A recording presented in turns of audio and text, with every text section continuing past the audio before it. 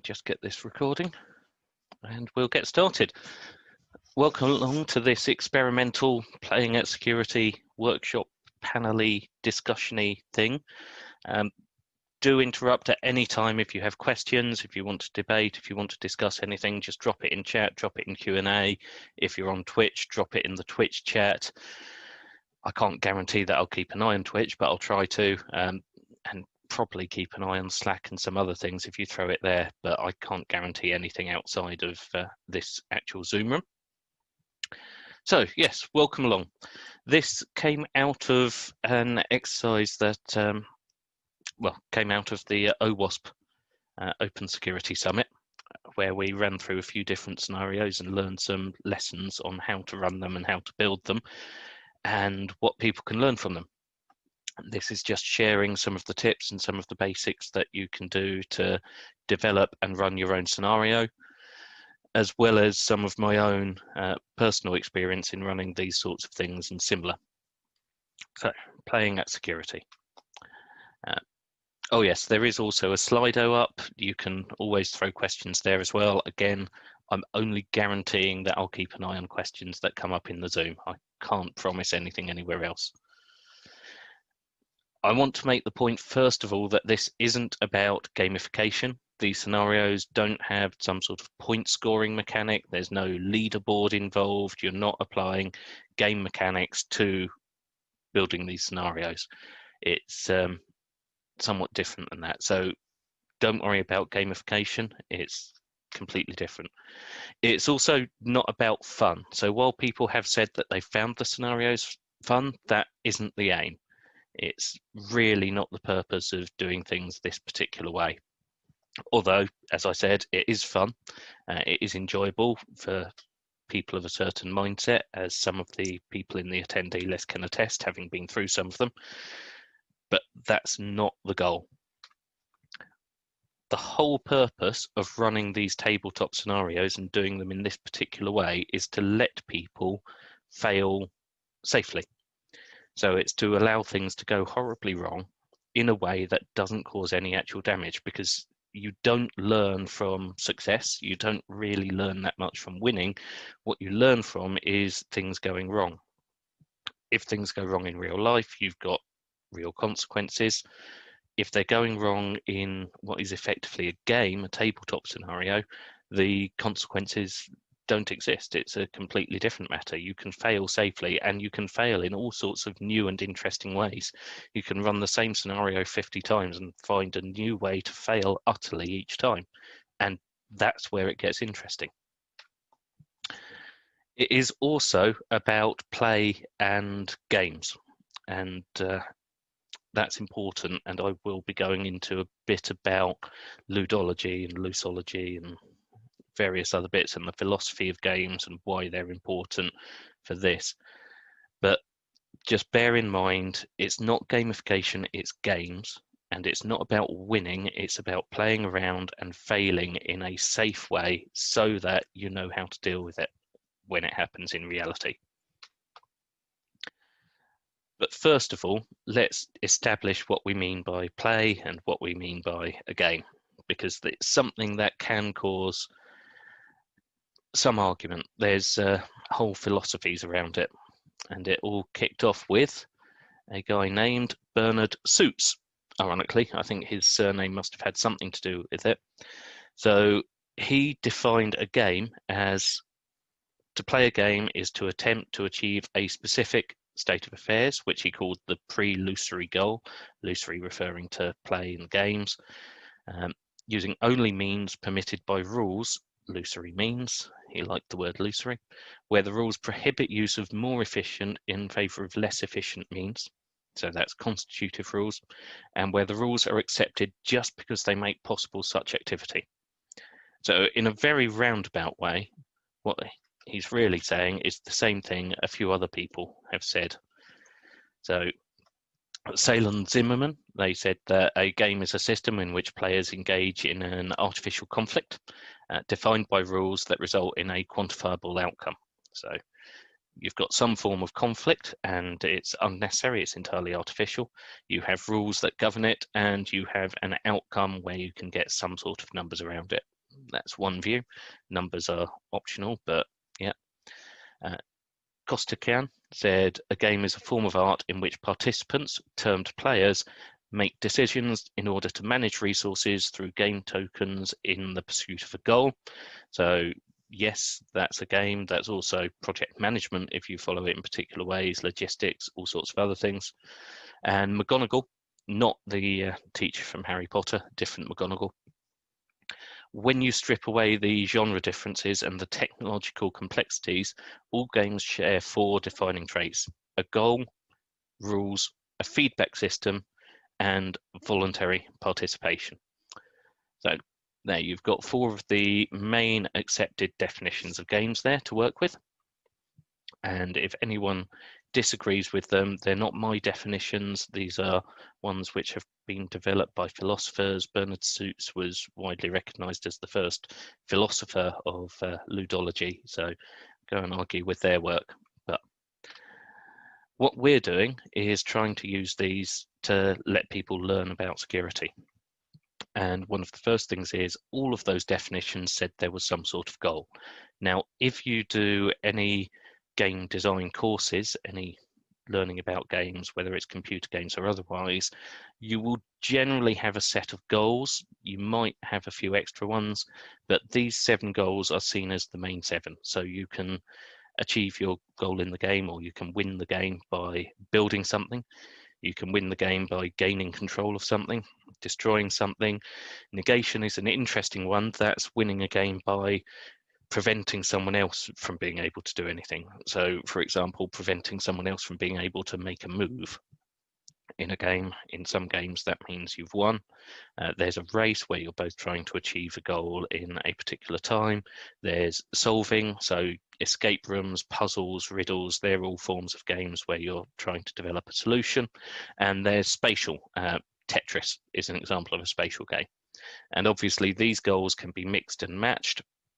And the reason I've highlighted 6 of them is because these 6 are the ones that are relevant if you want to do a scenario tabletop. You can potentially look at building out a system as part of it. You can look at gaining control as part of it. You can look at destroying a system. You can look at preventing someone from doing something. You can look at a race to achieve any of these or to achieve something else. And you've very much got the element of puzzles in. And the way that we've done these scenarios is you've got multiple parties who may or have varying goals, so varying ways to win for a given definition of win. Then you've got the rules of games, and this is a GNS model, so gamist, narrativist, and simulationist. So the gamist model is very classical game, lots of points, lots of ways to achieve things, very clearly defined pathways. Narrativist model, this, by the way, refers more to role-playing games than board games, but there is crossover. Narrativist, the important thing is the story in the whole thing, and that you can engage people in it. And simulationist is accuracy to real life. So a gamist is about winning, a narrativist game is much more about exploration and discovery, and simulationist is about reenactment. So, and then you've also obviously got the feedback system. And this is taken from the monomyth, Hero's Journey. If you are interested in literature, it's worth reading up on. The Hero's Journey, there's a complicated 12-step pathway of it, which boils down to establish the story, a crisis occurs, and you arrive at a new equilibrium. And you can repeat that over and over through different turns of a game or a single episode of a game, all sorts of different ways you can use it. But fundamentally, it comes down to something similar to the Denning cycle. The only difference is your plan and do tend to be merged together because you're deliberately introducing a time constraint which doesn't allow you to plan too far in ahead. And voluntary participation. So this is the bit I agree with or disagree with. Voluntary is a very interesting word. I'm a big fan of encouraging participation with the use of donuts, or with the use of promising an educational experience, or all sorts of other ways. So voluntary, you can take that bit out. I'd just say you want the participation. Voluntold is a good one. I like that. Donuts are probably the best way, unless you've got people who don't like sugar. But okay, so let's go with how do we actually play these games. So what's the goal when we are trying to do a scenario tabletop exercise? So it might be a disaster recovery, it might be business continuity, it might be instant response, it might be a more classic war game if you're in physical security, or certain other areas. So what's the actual goal? What is it we want to do? Well, we want to have a failsafe. We want to be able to explore failure modes in a safe way so that we know how to avoid them in future, so that we've got that experience. Because theory is a wonderful thing. In theory, we all know what to do, or most people probably know what to do if they're driving a car and it starts skidding out on ice. You have to relax, possibly pump the brakes depending on how your braking system goes, try to recover steering and get yourself pointed the right way. Lots of people know the theory of that. Unless you've actually done it, even in a safe way, on, say, a skid pan, it's not something you can apply immediately. So exploring things in a safe way where failure does not have a massive negative consequence gives us that opportunity to play around with ideas, find out what works, what doesn't, without getting hurt. And then when you're doing it for real, hopefully you don't spin the car off the edge of a bridge. And the next thing is, how do we want to build our rules? Now, we're probably not that concerned about the gamist part of it, because we really don't want to encourage people to be trying to win at all costs. Because the moment you've got people trying to win a game, they will find ways to do so. There was a lovely one recently about students, quite a few students, who found out how to game the AI that's marking their assignments. A huge problem for the AI system, but the point is, if you start applying marks, if you start saying you did better, you won, you lost, then people will try to win. And we actually want to avoid that in these scenarios, because the aim shouldn't be to win and crush all opposition.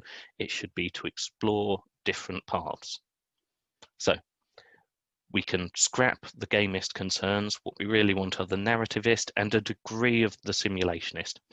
The problem with simulationist games is they tend to be very, very complex and rules heavy. If you've done tabletop wargaming with miniatures, you will have come across this, where there's huge numbers of rules to try and make it as realistic as possible. Great if you want to run a simulation, but far too clunky for the sort of thing we want, where we want to instead just get people immersed and get people to react realistically to different scenarios. So simulationist doesn't work well for that. So the big thing we want to go for is narrativist. And then what's our feedback system? Well, we saw the monomyth, and this is where we get into the specifics of what we've been doing with Secure by Scenario. The feedback system we're using there is that you have teams. Each team has a turn. Turns are taken simultaneously. And then there's a break where everything everyone's done is synced back by a person who is control, who just tells a story about where we are now, taking each team's input into account and saying, this has happened, right, go off, do your next moves. So it's very narrative, it's very open to interpretation, and it gives a great way to explore that type of thing. But you do need to have some sort of feedback. Ideally, at the end of it, you then go back again and look over the whole session and go, okay, where did it go wrong? What was interesting? What can we learn from it? Do we want to run it again and try it slightly differently? Right. Any questions on the whole philosophy piece before we crack on to building the scenarios and how we actually construct them for that type of play? Because I'm going to grab a sip of water as my throat's getting dry.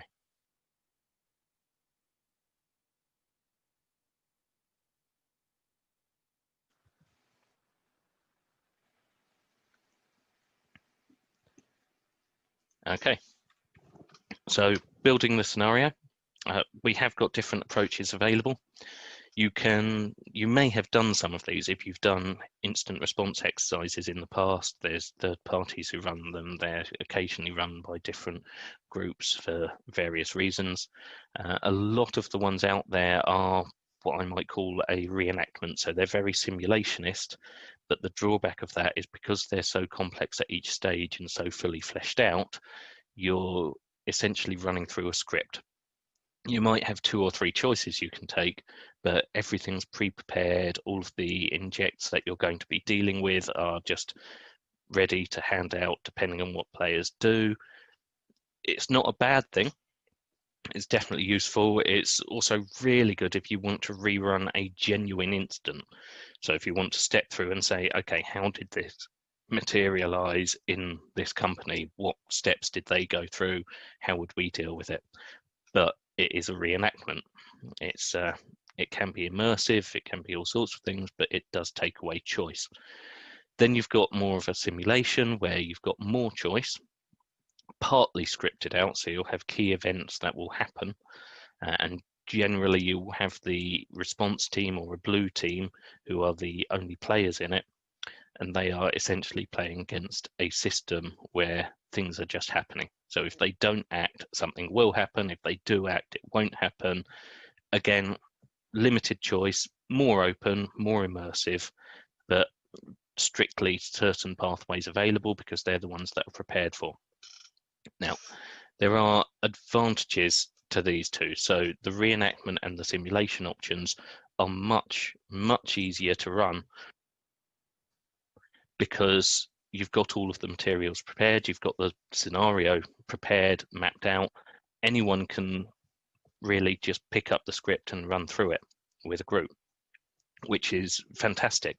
I'm not knocking that approach at all. It's really useful if you can't do the last one, which is the lazy approach. And I'm a huge fan of lazy approaches. So the lazy approach is that there is absolutely no script at all. So you're not saying, okay, well, we're planning out what the attackers will do. You are instead saying, this is the scenario at the start. We're then going to drop some people into the attack team, into the defense team, into various other teams, and say, go nuts, have fun, play around, see what you discover. The problem with that is you then need to have certain things in place. And we will get to those, but one of the biggest things is all of that script that you would be using for the simulation or the reenactment has to be inside someone's head. So you've got to have a central person, and I do mean a person. You could potentially do it as a group, but they are the ones who define how the world reacts to what the different groups of players are doing. So there's a lot of work on that person. I can vouch for it being quite a stressful role, and doing it for 2 hours is exhausting. So I highly recommend not doing more than 3, maybe 4 turns of one of these exercises without a break, unless you've got some support for that person. But it does give almost complete freedom to everyone involved. So it gives you that chance to fail completely safely. It gives you the chance to, depending on how much your control person knows, explore all sorts of paths, all sorts of different options in complete safety, not just for one particular team, as with, say, the simulation or reenactment, but for every group within that scenario. And how do we build one of these scenarios? Well, first of all, we plant a seed. Now, yes, it's a bit of a naff image, a bit of a simple idea, but planting a seed in this case refers to just come up with one sentence. And we'll go into the workshop soon, so you'll have a chance to try this out for yourselves. But you come up with one sentence. An example of one that we've used was a SQL injection against a telco. We had that was the start of a scenario that was then much more fleshed out. Another one we've had was a ransomware attack, one sentence. Equally, you could say an insider threat. The whole point is to just give it that first starting thing, that single line that lets you build off it. The next step, once you've got that seed, is to design the main character. So the main character is usually going to be not a person, but an organization. So your main character should be the organization you're simulating playing around with rather than anything else. There will be other characters, but this is the one you want to put the most effort into. And it's still not necessarily a huge amount of effort that you have to put into it, but it is worth doing, and any little extra bits you do will pay dividends later. So how many employees do they have? What sort of industry are they in? How long have they been around? Are there any major events coming up? Are there any major events that have happened recently? Are there any things going on that the people playing will need to know about? Basically, what's the state of the company? And that should be maybe a paragraph at absolute most. But other things you can do at this point, and that I would recommend, are things like just quickly designing a logo on a free logo designer somewhere. Get an idea of the corporate image, because that will help guide your thinking, and more importantly, that will guide the thinking of the people playing through the scenario. And that's really what you want to do. So then design the stakeholders, and these are the smaller teams. So your main character is the organization. The stakeholders will be the management team of that organization, the technical team. They might be an external hacktivist group, or they might be an external cyber criminal gang, or they might be a single sole actor externally. They might be media, either generally media or a particular media company. Because again, if you've done a little bit of work, you can give them some personality, and you'll get very different reactions if you come up with a media company like the BBC versus a media company like a fictional one that we've used, which was Meme Feed. So you've got a much different query profile coming from them to the company during the exercises. So again, a little bit of work designing the flavor of them goes a long way. Equally, every time we have a red team in these scenarios, we just give them a name. And the first one was the Devil's Hand. That's now morphed into the Devil's Ham for a different scenario where they're much less ominous, much more, frankly, kids messing around and coming across a data breach and deciding to cause some chaos. So it guides the personality, and it's all about giving people some sort of thing to latch onto with their team. And the point of designing these stakeholders, you don't need a huge amount, but it's so that when you assign people to the teams, they know where they're starting. They know what they want to do. Because if you walk into an instant scenario and you say, okay, you're management, you're the blue team, go off and defend. Well, it doesn't actually give them any direction at all. Whereas in any sort of real scenario, you are going to have some sort of corporate or group culture that affects the way that you do things. So if you've got Meme Feed, they might go out and try to interview low-level employees first. If you've got BBC, they'll go straight to their public relations contact at the company. Just a media example there.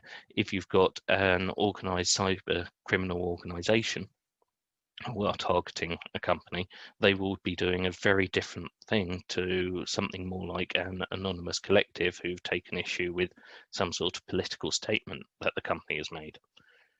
So give them some personality.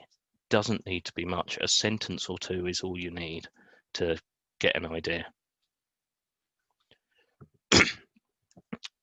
Then for each of your stakeholders, just pick the incentives.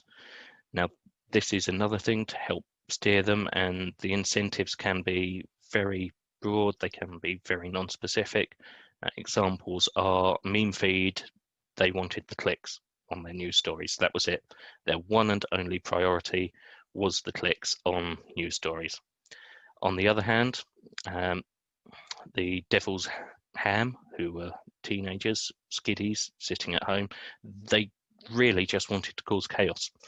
And they succeeded in doing that with very different approaches in the same scenario when we ran it a few different times. So one time they were much more professional because the personalities of the people running it fed in.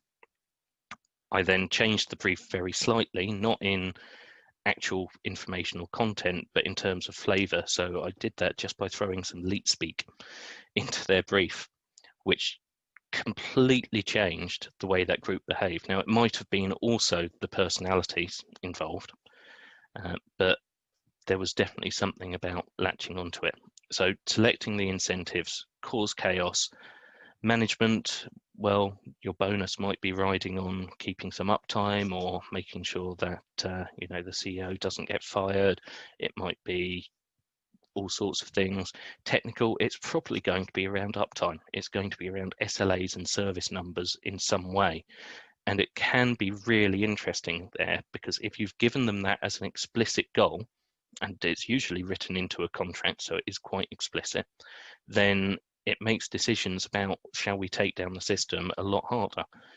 Because even though the consequences are not real, they don't really exist, people get attached to the team that they're part of, so they've got an emotional investment in achieving that goal. They want the bonus at the end of the year. It doesn't matter that it's not real, but they want to achieve that. You just tell them in one sentence, you want to achieve this, and people believe it and run to it. And so saying, well, we want to take down the system because we're concerned, it just gives some weight to that decision, rather than being able to take the easy option and say, well, we're just going to concrete all of the computers 60 feet down so that no one can break into them, because that doesn't allow the team to achieve their goal. Then constraints.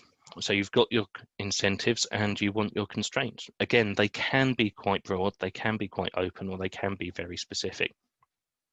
So constraints for meme feed might be you don't really have any high profile media contacts. You just don't have that sort of influence. A constraint for Devil's Ham, well, you are script kiddies. You don't have the knowledge to do things to really exploit the way that you're doing this. And during the last scenario, the script kiddies ended up taking an offer for someone buying the data off them, which was massively under market value. Now, yes, they were inexperienced, but it's interesting to see how that plays out. If they had been given the constraint that, or not given the constraint that you're inexperienced, then the person moderating that team might have given them a bit more information about marketplaces on the darknet and the sort of value you can get for data, instead of them just taking the first offer they got. Constraints might be technology, they might be about what you can use, they could be almost anything, but constraints are as important as incentives, because incentives tell you what you're trying to do, the constraints tell you how you can do it.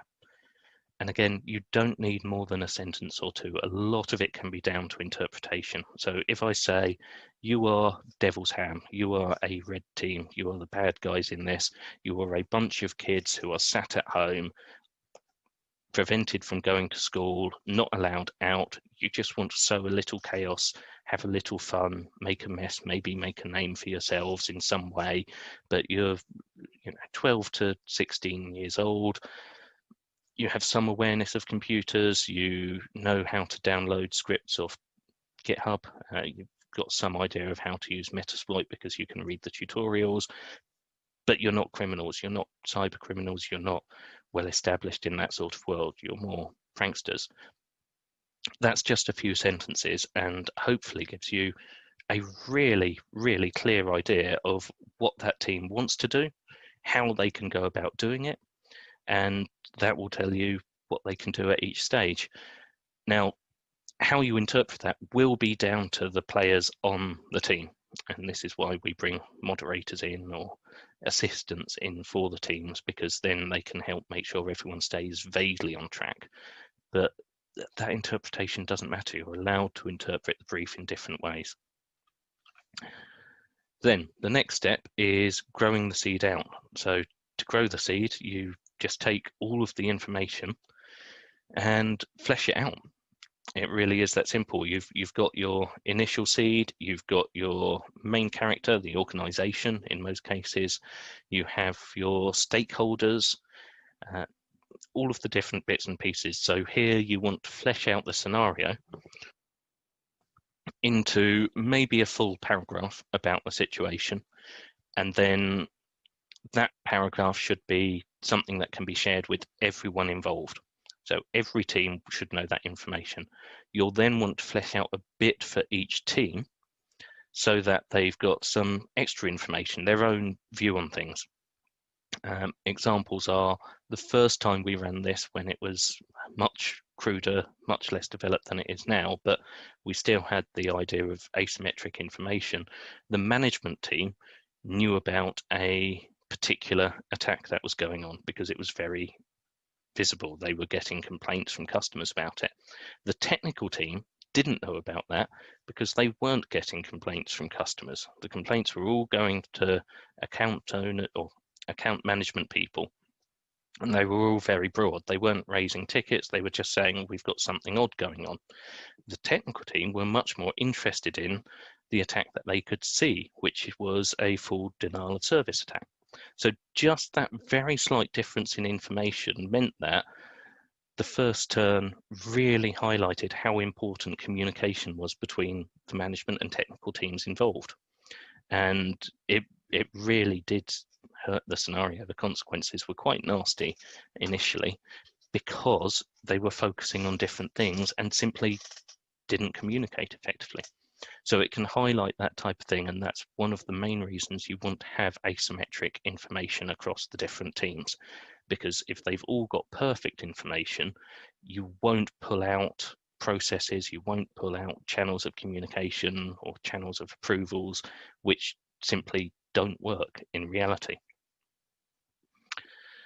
Right, so next we do have the worksheet. So hopefully everyone looking, if you go to that, it should, and this is a test, it should take you to a Microsoft form where you've got some stuff to work with. So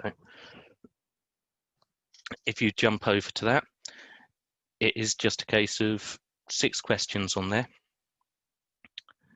And I'll give everyone a minute or two to just, let's do 3 minutes to fill in the scenario seed, and then we can start talking through. Again, throw things in chat, throw things on the Q&A, throw up questions any way you want to, and I will respond as best I can. If you've got any particular questions about something to fill in or want ideas or any guidance, go for it, but do that in about 2 minutes.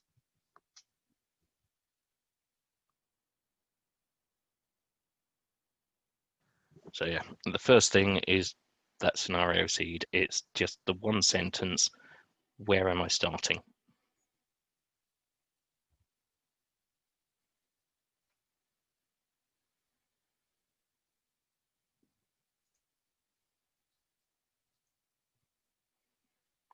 And what we'll be doing once you've got some sort of scenario planned out is we'll go through how you might use that. So hopefully once we've been through the worksheet together, we can then pick one of the scenarios or pick one or more of them and use them as an example of how that might be run and what might happen at each stage. So we'll do a generic one first.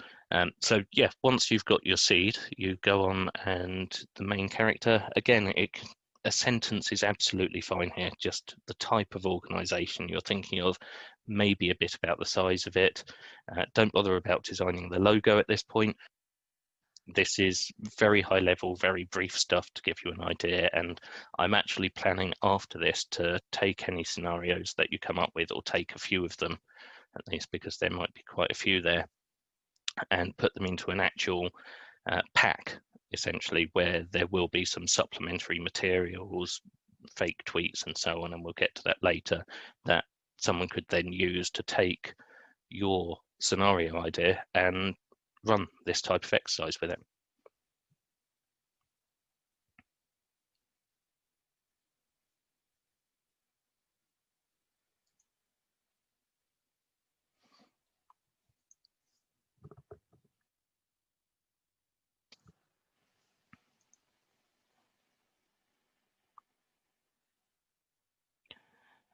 So for those in the room, in the Zoom room, if you could just click the raise hand button, Right, we've got one of them already, and I see it's a cat fan. If you click the raise hand button when you've done the main character, stakeholders, it's a list is fine here. Again, you don't need to go into too much detail. Example stakeholders we've had, obviously you've got red team, usually externals, not an authorized red team, but essentially the attackers. You've got blue team, internal, defensive, might be technical, management. Those are usually the core three. Other ones that you then throw in might be media, might be a regulator, if you're talking about a data protection type scenario or financial conduct or anything else. Could be a competitor, competitive company, if you want to play this out with a marketing campaign even and look at ways that that could be subverted. Could be activists of some kind, all sorts of other things. So stakeholders can be anyone you want to get involved, but those first three, blue team, red team, management, are really the core you want for every scenario. Everyone else can effectively be optional. So you can usually drop them in or out depending on the number of people you've got to work with. So if you've got enough people, you just start adding on extra stakeholders and frankly making life much worse for the blue team, or much more interesting for the blue team and the management team. But you just build them out as you need so you can absorb greater numbers. And then stakeholder incentives, well, that's what does that team actually want? What are they after?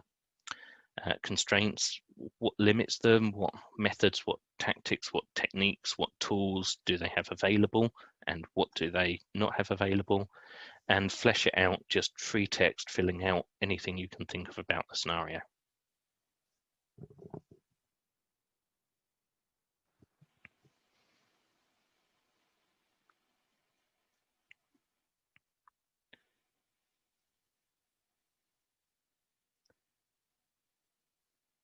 Okay, so I'm going to pause blathering at you for a bit. So if we resume at 2 o'clock when you'll have had a chance to fill it in, do throw any questions you've got at me in the meantime, and I'm happy to deal with them, but I'm just going to take a pause from speaking so that I can catch my breath and possibly fetch one of the cats that's trying to eat a wire.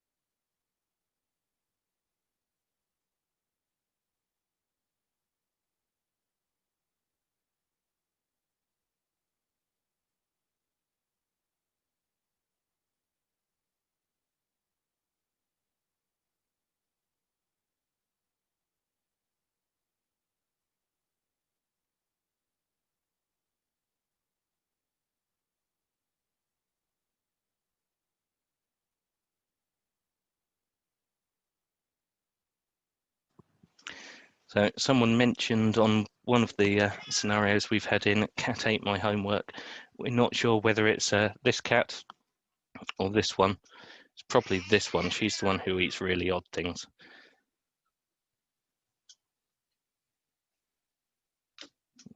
And there we go. Threat model, cat stood on keyboard.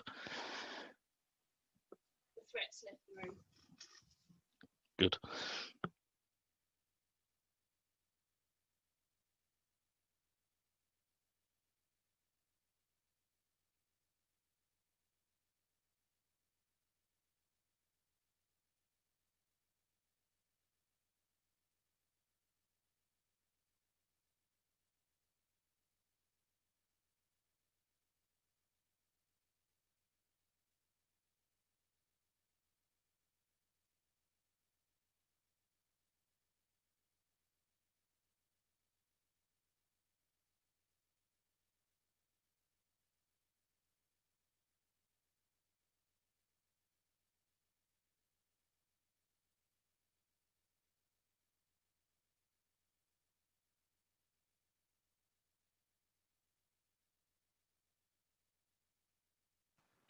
Just on the flesh it out about a cat, I do actually have a couple of headsets that have been chewed through, so yes.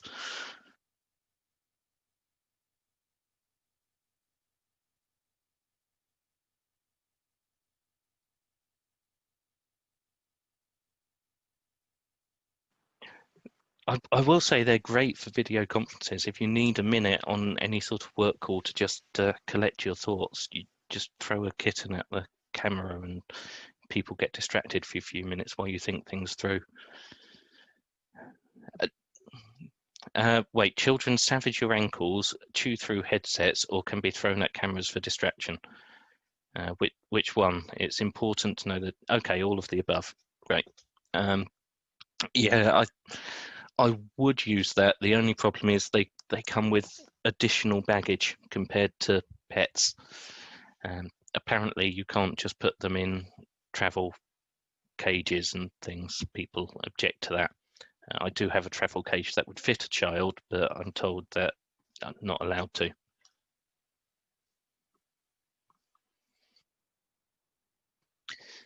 I don't know why people just object to it. I've tried it with my niece and nephew, and their parents were very upset.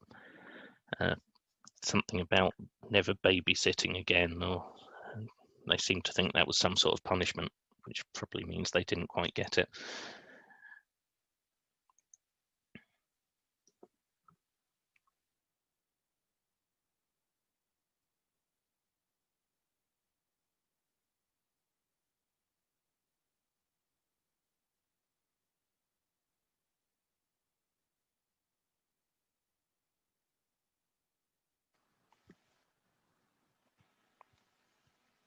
Okay, I think we've got a few scenarios to work with now. Do carry on and fill one in if you want to. I highly recommend it. And like I said, I will look at fleshing them out and turning them into an actual pack and putting it on the Secure by Scenario GitHub, which needs quite a lot of work, but does exist. But next, what do you do once you've got one of these scenarios? So we've been through how you want to build them, which is all well and good. If you frankly play role-playing games, tabletop ones, LARP, anything similar, you're probably going to know most of what I'm about to tell you. But if you don't, then hopefully this will be useful. So how do you actually run a session once you've built out your scenario? And how do you get people engaged? How do you get the right people in, etc., etc.? First thing is, control is key. So this was what I said about having one person who has to keep the whole scenario in their head, deal with all of the responses, deal with all of the thoughts about what's going on, and sync everything up. They are your linchpin. They are vitally important. If you don't have someone doing that, the wheels will fly off. Even if you've got great moderators for each team, if you don't have someone sitting in the middle, hopefully not responsible for any particular team, then the wheels will fly off and you may as well just run different scenarios for each team. The whole point is having that person who knows enough to tie it all together. And that is the drawback of this method, that you do need someone who can understand enough about the different ways that the scenario could go, that they can respond to questions, they can jump in, interpret, and deal with things. Essentially, they are being the computer, they're being the simulation of the world. So there's another part to it, which is then you have to, and this is also really important so you don't overload that person, limit the band. Yeah, exactly like the GM. The reason I say control is apparently Games Master has negative connotations for people running these things and doesn't sound quite right. But yes, kind of like the GM, they're doing the same thing. You're just not using the same sort of rules as you would for a tabletop one. The next thing is to limit the bandwidth between teams. So between the different parties involved, you want to have very constrained communication. And the reason for that is if they can talk freely to each other, your GM, your control needs to be involved in every line of communication that's going on in some way, shape or form. otherwise they can't respond appropriately. So the way that we're doing this with the scenarios so far, and I am going to be trying something new for the next one, but the way we've been doing it so far is to say that there's a single channel in Slack, and you've got each team has a moderator, a controller, or a sub-controller, or sub-GM, assistant GM, whatever you want to call it, who doesn't really take too much part, but can handle smaller decisions. So they can respond to, say, questions about technology and so on that don't really matter to the wider world. But if the players in that team want to go down a technology rabbit hole, absolutely fine. They can do that. That is a choice they can make. And their assistant GM can just run with that and let them do it. It's only the actions and the communications to the outside world that that GM should filter through to central control in, as we said, the text channel. And as I said, the text channel is great because it does limit what they can do. If you can't write it, you can't do it. At this point, you might have control hopping between different breakout rooms or wandering between offices, depending how you're doing it, and able to do more detailed interaction. You do almost certainly want to do that because it gives you the option to then respond more accurately to people and to give them better information. And most importantly, it takes some of the load off the assistants, because a lot of the time they will be new to it. They'll be perfectly capable, but they might just need that support of someone coming in and saying, yeah, you're doing fine. Yes, you're allowed to answer that question. You're allowed to improvise. You're allowed to work with them. It's only for big decisions that it needs to go through your central control. So yeah, limit the bandwidth and limit the time they've got. We normally say about 20 minutes per round.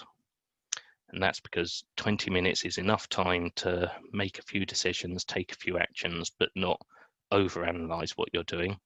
It gives an artificial sense of time pressure. And when people are stressed, when people feel like they've got a deadline, they get more immersed, they react more emotionally, and therefore they're reacting more realistically.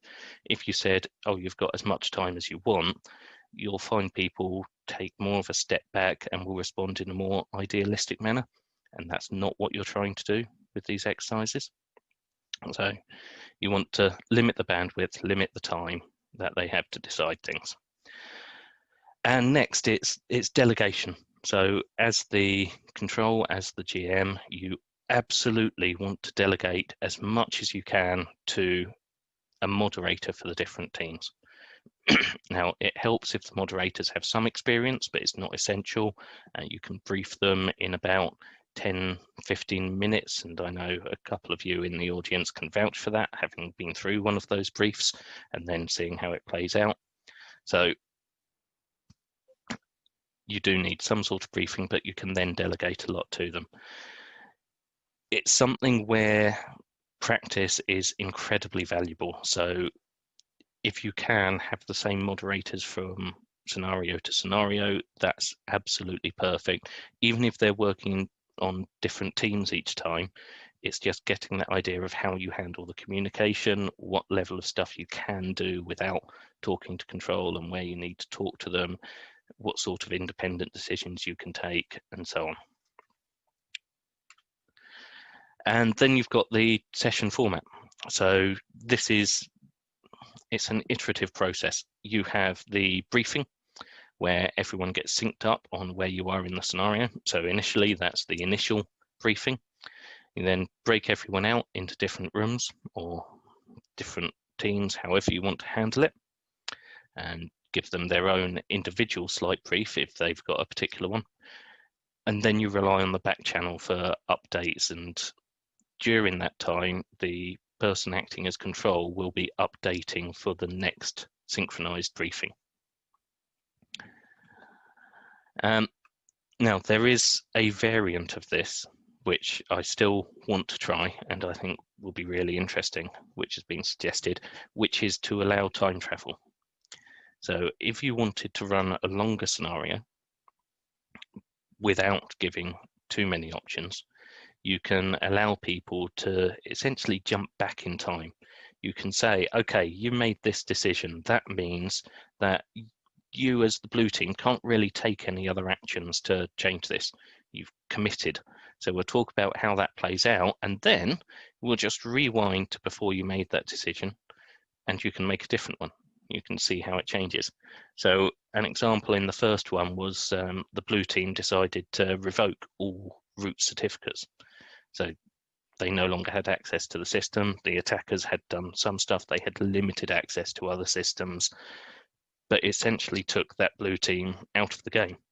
It wasn't a bad decision. I don't want to pretend it was. It was a very drastic one to take. It was sensible at the time. It was understandable at the time. It wasn't a loss, but it meant that they could no longer really take part. And at that point, you can say, well, you've done this. This is how it would play out. Yeah, exactly. It's an example of failing safely. So you've failed. Fine, that's not a problem.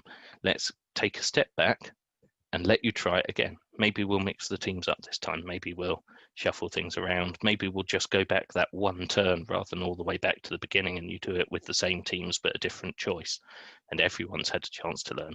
But allowing time travel is an interesting way to give you the option of branching out, and instead of having to rerun the same scenario 20 times to have 20 different consequences, run it maybe 3-4 times, but each time have the iterative process where you can just take a step back, start over from there. Right.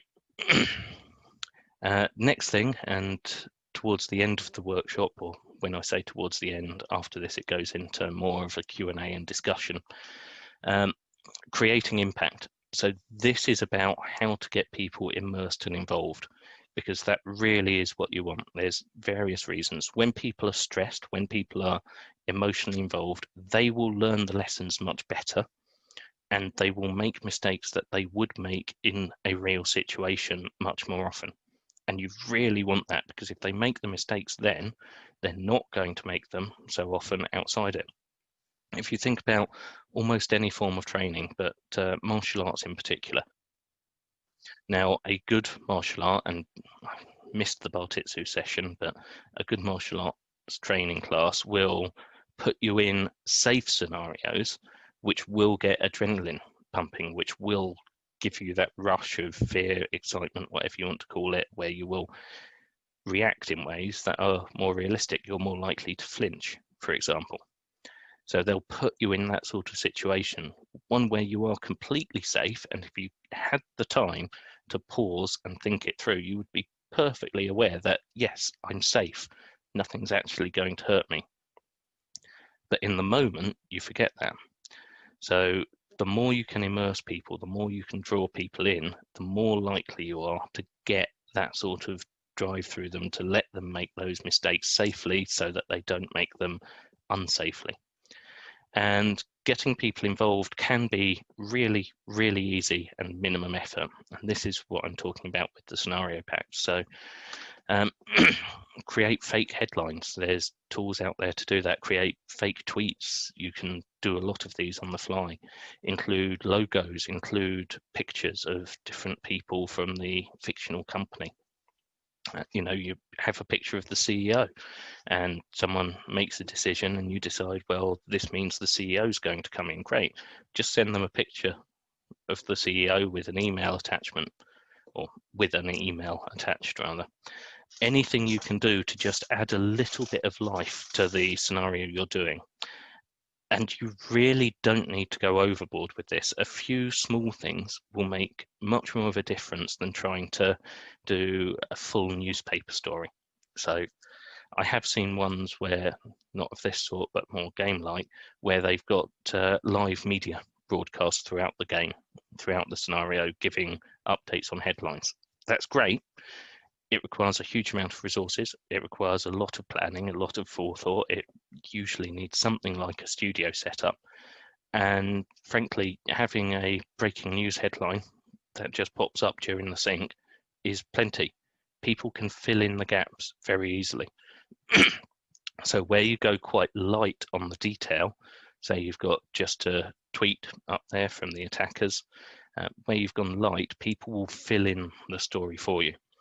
if you try to make it more simulationist, if you try to make it more of a full, here is what's going on, people are more likely to spot errors and inconsistencies and will be drawn out by those. So sketch out the details, don't try and paint a full picture. For creating injects, these are just a few resources. The term for something like a tweet or document or whatever you're throwing in is an inject, because it gets injected into the scenario. Use whatever terminology you want. That's just the one I'm going with. Breaking news headlines, that's the one I used earlier. You can do newspaper clippings. You can do safe profile pictures. So this is an interesting one.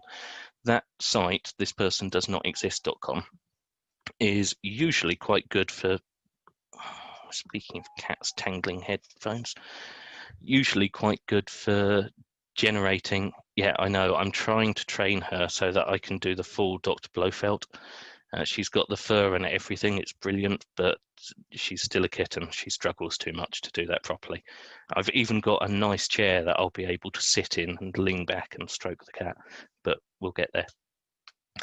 Where was I? Yes, so thispersondoesnotexist.com is absolutely brilliant for generating pictures of people that aren't real pictures of people. There is some fun you can have by, say, including people from your actual company, but if you just want to play it safe, or if you're not doing it for a company and are doing it more open, something like that is perfect. Social media mockups, there's loads of tools out there to do those. Tweet generators, Twitter's a great one for this. We're currently working on something where we can use actual Twitter accounts rather than having fake tweets, but that's a way off. There are loads of tools like this out there. When you're doing it online, absolutely brilliant. It takes 5 seconds to quickly throw together a fake tweet, and you can just pop it up in the next synced Zoom session to show everyone, okay, well, now the attacker is saying that they've got your credit card numbers as well, which is a genuine one we've had. Right, that's it for the slides from the workshop. So what I'm hoping is that there's been something here that's generated something for discussion, something for questions, thoughts, anything you want to ask or talk about, either in chat, in the Q&A, or if you'd like, I can add you to the panel and you can then talk about it more freely and we can have a conversation, whatever works best. So hopefully someone will ask something, because I am relying on you to continue and pad this out a bit. Otherwise it's going to be quite a short workshop. And quite embarrassing. It's awful sitting here in silence. So yes, questions, discussion points, anything else, now's the time.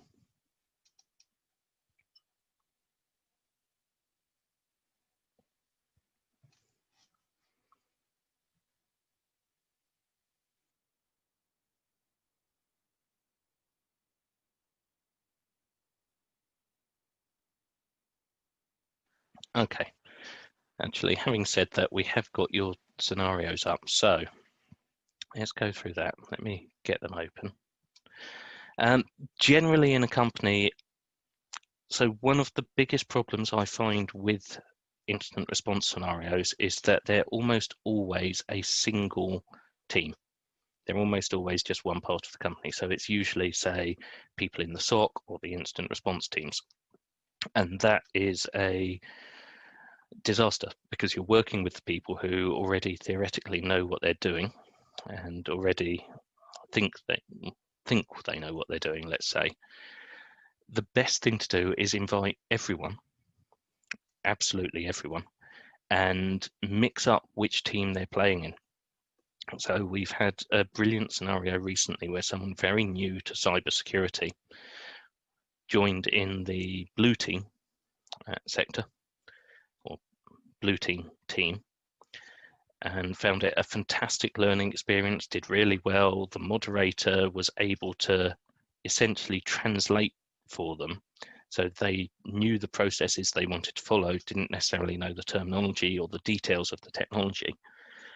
So anyone, anywhere just getting people involved. And I agree, it is very hard to get management engagement in some organisations.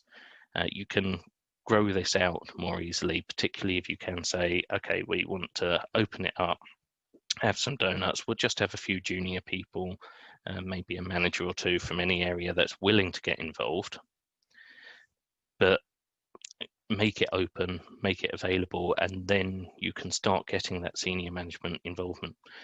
The only other thing is, of course, I'm not sure how valuable it is in most cases to have senior management very engaged and very involved in it, because most of the time they won't be the ones doing the immediate instant response. They'll be more at the strategic, possibly public relations area, which is one reason it's useful to have the media team. There has been some fear about people getting it wrong. That has usually been allayed quite quickly, because since you're doing it in a game and since you are making it very clear people might be in roles that they don't normally work in, it helps people relax. Essentially, you're saying no one's necessarily got experience, no one has any set expectations. You explicitly do not set a win or loss condition. So there is no, oh, well, you lose, you're awful. It is narrative, it is explorative, rather than you can get it wrong and fail. It's not you get it wrong and fail, it's you get it wrong and learn something new. Whether it's about your role or someone else's role, you are learning something. You might understand then why they might take certain decisions as well. So the understanding there is really useful. Having senior management involved could add to limiting bandwidth. The management team is generally what we've said is senior management, but you could have managers in each teams or just mixed in. My concern would be that if you have senior management before you've got the anarchic structure established, you'll get much more of a hierarchy, because the last thing you want is a senior manager to come in and just dictate to their team what they're doing, because that takes away the learning. You don't want anyone dictated to, you want that freedom to explore. So if senior management are in, it's worth them understanding that they are just part of a team. No one is senior to anyone else except for where the teams are. So where you have a technical team and a management team, and you explicitly say, well, the technical team needs to get authorization from the management team for things, then the constrained communication can make that really interesting. So there's a lot you can do, but you have to keep the teams themselves quite egalitarian in outlook. Yes, yeah, DD's very right there. We have had problems with some of these events, getting them early enough to get teams formed early. So most of them have been run. We've had enough people to run the teams, but it's been, okay, you're going to be in this team today, you're going to be red team, wherever, rather than being able to plan it out more beforehand, which has worked absolutely fine. But running it as a more corporate company event, you might want to plan it out further in advance and have people aware of where they're going to be beforehand.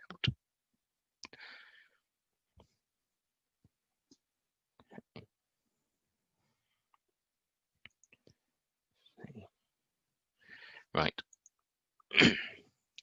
So let's take some of your scenario seeds, which I have here.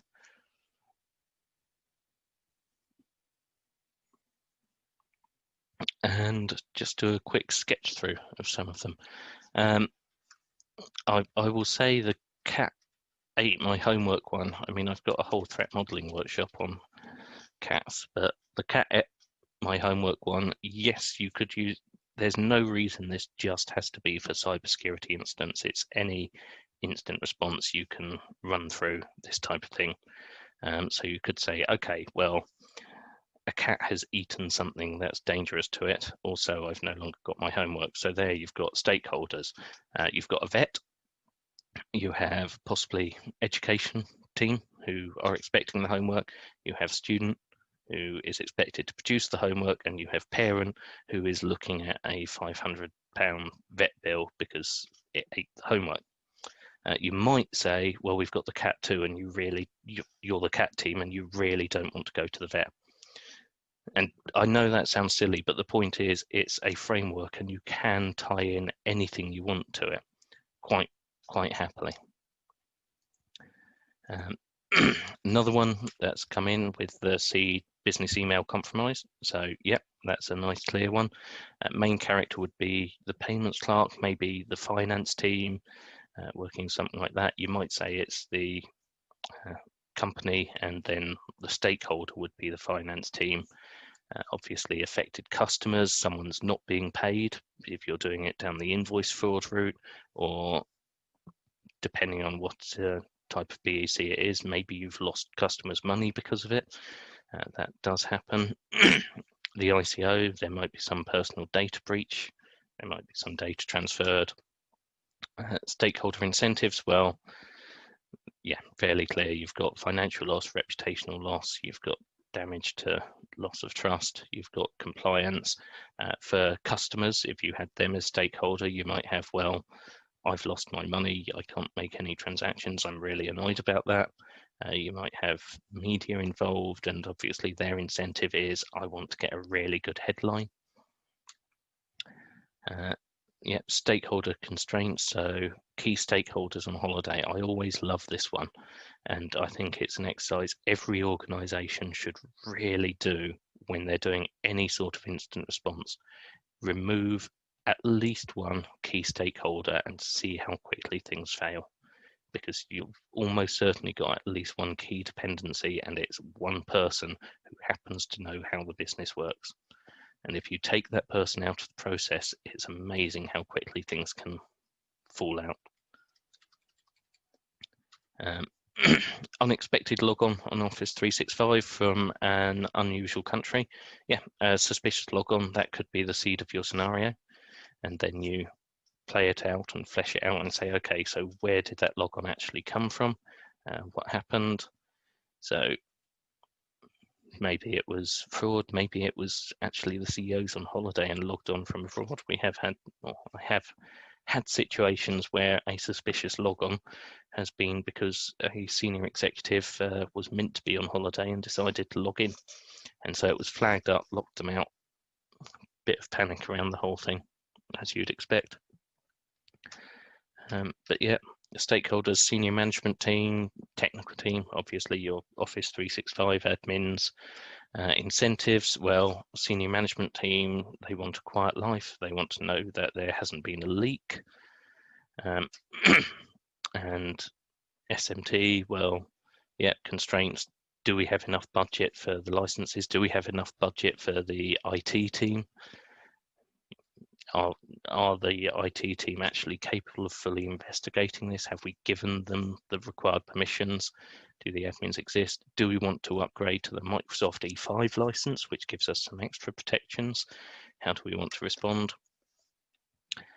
Yeah, so that hopefully gives you an idea of how you can take some very simple scenario ideas and flesh them out. And I will be taking these and doing something with them and putting the packs up, which will take probably a few weeks, but keep an eye on my Twitter if you want to see what happens with those scenario ideas, and if you want to be involved in the next exercise that we do. Okay, any other questions?